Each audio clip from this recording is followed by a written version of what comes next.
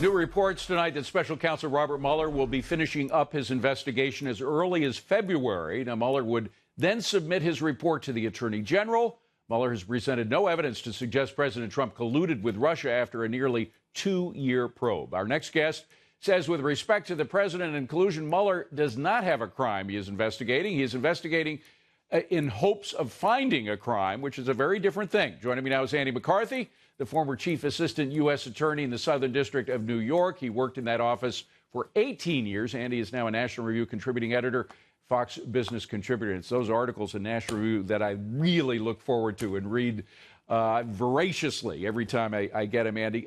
First of all, you know, there are a lot of people who think, our friend Rush Limbaugh has said this on air, that as long as President Trump is president, Mueller will be around to investigate something because he is searching for a crime to get this president out of office. To which you say what?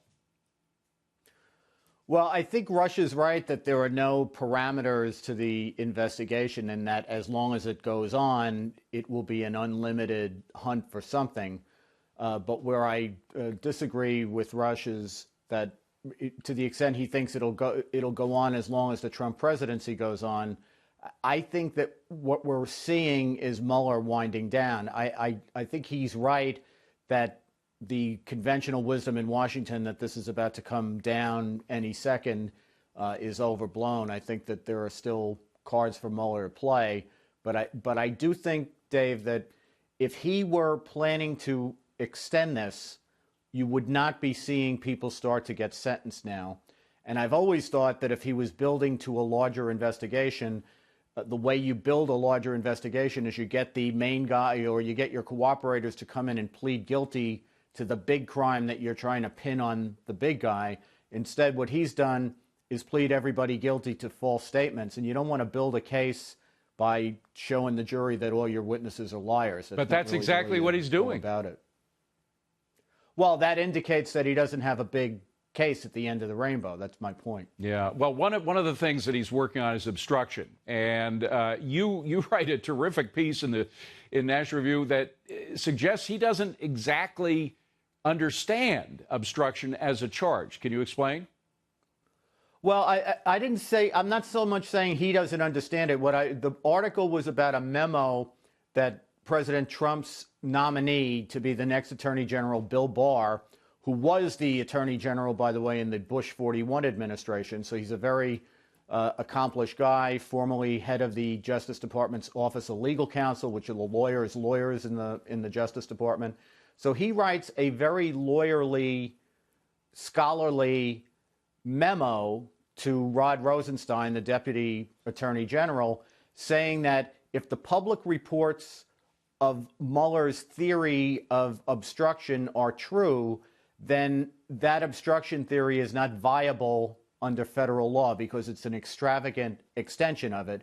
What it would say is that instead of traditional obstruction, which is things like tampering with witnesses, tampering with evidence, destroying evidence, things that are innately corrupt, evil acts to try to undermine a proceeding, Mueller's theory would apply to any act of the president, even legitimate exercises of his constitutional prerogatives, if a prosecutor decided that they were improperly motivated. And what Barr says, and I think he's correct about this, is that is not a viable extension or expansion of the obstruction statute. Andy, it just seems like Mueller is stretching so far, stretching the law in so many different directions in order to make a case against this president.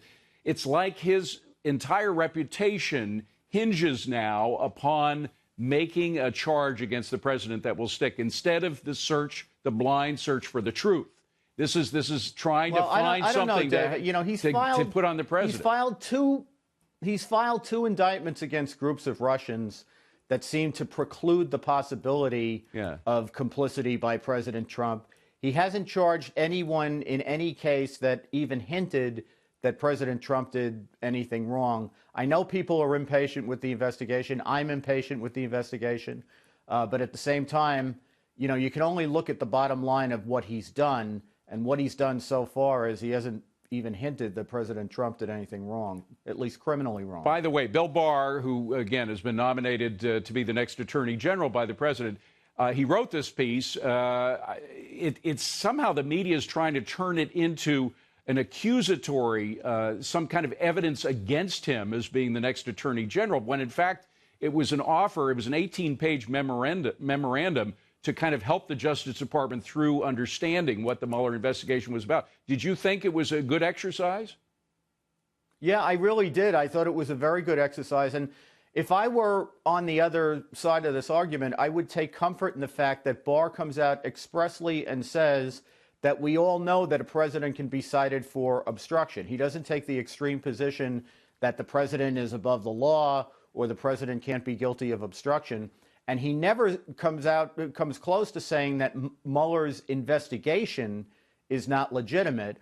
This is strictly an article that is about a very narrow but important legal issue, which is the obstruction theory, as we understand it, that the Mueller investigation is pursuing, one that is viable under federal law and under the canons of construction of statutes that the Justice Department traditionally employs.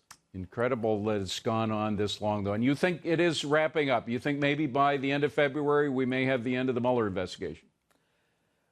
Dave, one thing I would say is that Mueller is not on anybody's time clock but his own. That's for sure. And I think he's going to finish when he's good and ready. There's good reason to think he's winding down, but he's also still got a grand jury open. So I wouldn't put a clock on it right now. Andrew McCarthy, great to see you, my friend. Thank you very much for being here. Appreciate it.